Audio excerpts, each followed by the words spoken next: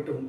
நேற்று நாம் தியானித்த வண்ணமாக தேவனுடைய கிருபை வரங்களும் அவருடைய அடைப்பும் மாறாதவைகள் என்று நாம் பார்த்தோம்.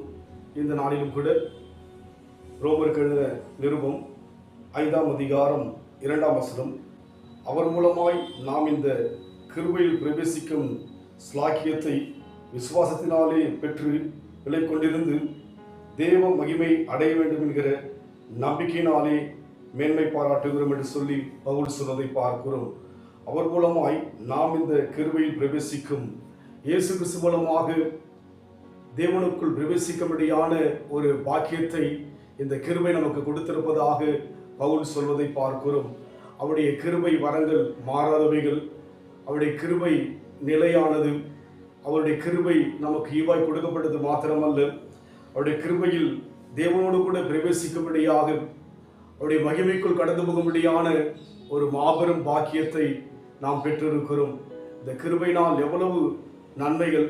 இந்த கிருபை மூலமாக நம் வாழ்க்கையிலே தேவனோடு கூட நெருங்கி பழக, தேவனிடத்திலே நம்முடைய காரியங்களை சொல்ல, அவர் சமூகத்திலிருந்து மகிமை பெற்றுக்கொள்ளும்படியான வழிகளை இந்த கிருபை உண்டாக்குகின்றபடியினாலே நம் வாழ்க்கை என்ற பயணத்தில் வழியிலே பல சோதனைகள், சோர்வுகள், வேதனைகள் கடந்து வந்தாலும் கூட நாம் பயப்பட வேண்டாம்.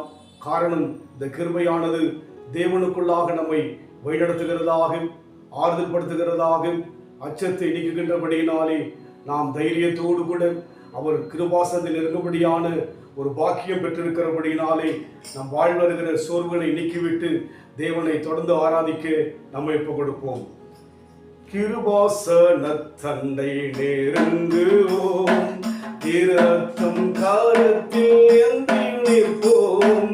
கிருபாசன தண்டை நெருங்குவோம், இரத்தம் காரத்தில் ஏந்தி நிற்போம். அல்லேலூயா அல்லேலூயா, ஆவியில் பாடி மகிழுவோம்.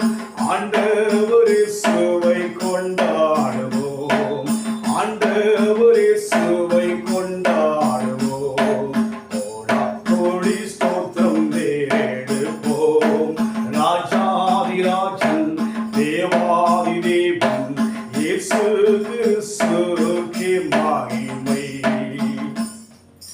இந்த கிருபைக்குள்ளாக நாம் பிரவேசிக்கின்ற ஸ்லாக்கியத்தை விசுவாசத்தினாலே பெற்றுக்கொண்டபடியினாலே தேவனுடைய மகிமையானது நம் வாழ்க்கையில் கடந்து வருகிறது.